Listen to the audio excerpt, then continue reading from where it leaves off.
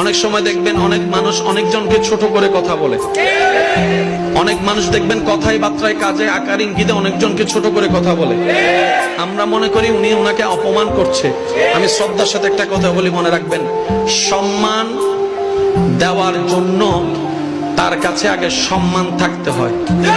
যার কাছে সম্মান নাই সে সম্মান দিতে জানবে না।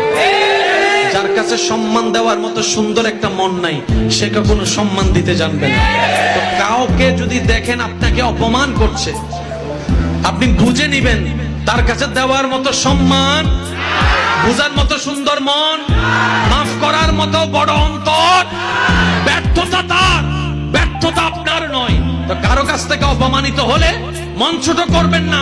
আপনি অপমানিত হয়েছি, এই জায়গায় একটা টেকনিক অ্যাপ্লাই করবেন, সেটা হচ্ছে আপনি ধৈর্য ধরে ওনাকে মাফ করে দিবেন, আল্লাহর দিকে তাকাই ওনাকে মাফ করে দিবেন, দাবি মুক্ত করে দিবেন। আপনার রব এটা দেখে খুশি হয়ে আপনাকে আরো